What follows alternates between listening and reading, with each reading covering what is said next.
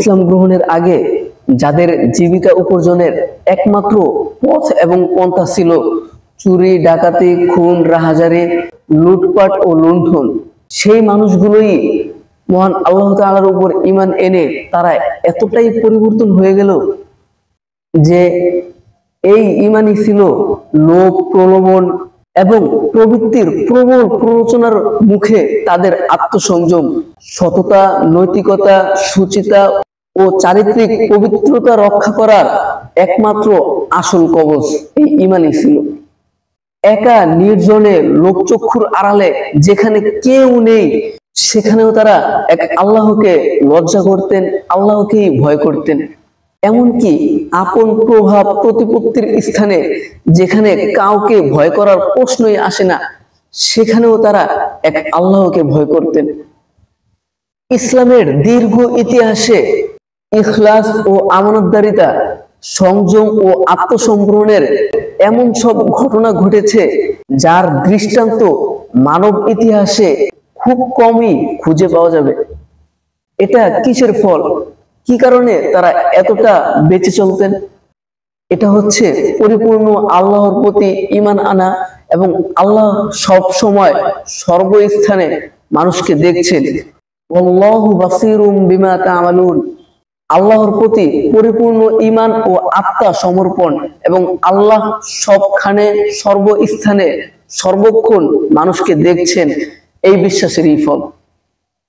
তাবারির বর্ণনায় রয়েছে, মাদায়েন বিজিত হওয়ার পর মুসলিম বাহিনী যখন মালে গনিমতের অংশ জমা করতে লাগলো, তখন জৈনিক মুজাহিদ নিজের অংশের গনিমত নিয়ে মুসলিম বাহিনীর তত্ত্বাবধায়কের কাছে সোপর্দ করলেন।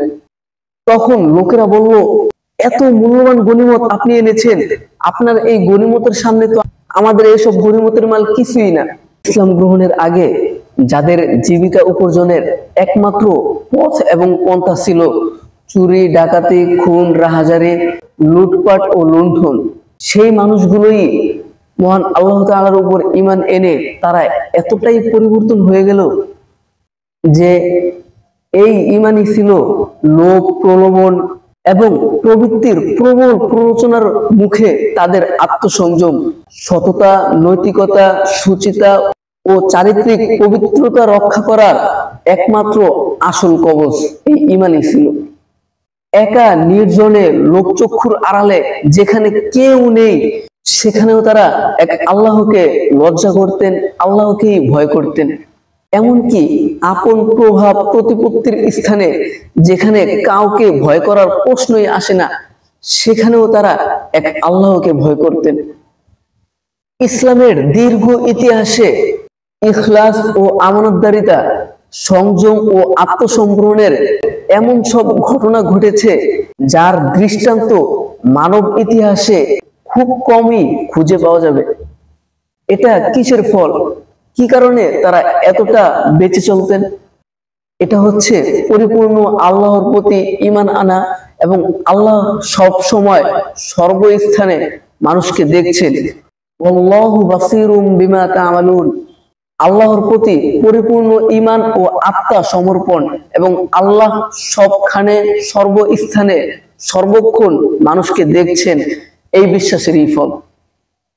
তাবারির বর্ণনায় রয়েছে, মাদায়েন বিজিত হওয়ার পর মুসলিম বাহিনী যখন মালে গনিমতের অংশ জমা করতে লাগলো, তখন জৈনিক মুজাহিদ নিজের অংশের গনিমত নিয়ে মুসলিম বাহিনীর তত্ত্বাবধায়কের কাছে সোপর্দ করলেন। তখন লোকেরা বলল, এত মূল্যবান গনিমত আপনি এনেছেন, আপনার এই গনিমতের সামনে তো আমাদের এইসব গনিমতের মাল কিছুই না। তারা জিজ্ঞাসা করলো, তুমি কি কিছু রেখে দিয়েছো? তিনি বললেন, শোনো, আমি যদি এক আল্লাহকে ভয় না করতাম, আমার ভিতরে যদি আল্লাহর ভয় না থাকতো, তাহলে তো এই মূল্যবান সম্পদ নিয়ে আমি তোমাদের কাছে আসতামই না, আর তোমরা এই মূল্যবান সম্পদের সম্পর্কে কিছুই জানতে না। তখন লোকেরা তার নাম জিজ্ঞাসা করলো যে আপনি কে, কোথা থেকে এসেছেন? তখন তিনি বললেন, আল্লাহর কসম, আমি তোমাদের কাছে আমার পরিচয় প্রকাশ করব না, কারণ আমি যদি আমার পরিচয় তোমাদের কাছে প্রকাশ করি তাহলে তোমরা আমার প্রশংসা শুরু করে দেবে, আমার গুণগান গাওয়া শুরু করে দেবে, আলহামদুলিল্লাহি রাব্বিল আলামিন, সমস্ত প্রশংসা একমাত্র আল্লাহ তাআলার, আমি চাই না যে তোমরা আমার প্রশংসা করো। এজন্য তিনি তার নাম, তিনি তার পরিচয় তাদের কাছে প্রকাশ করেনি। তখন লোকেদের মধ্যে আরো উত্তেজনা সৃষ্টি হয়ে গেল তার পরিচয় জানার জন্য। বিভিন্ন প্রান্তে তার পরিচয় জানার জন্য লোক পাঠিয়ে দিলেন। অতঃপর তারা দীর্ঘ খোঁজাখুঁজির পর জানতে পারলেন যে তিনি সাধারণ কোনো ব্যক্তি নন, তিনি হচ্ছেন আব্দে কায়েস গোত্রের আবু আমের।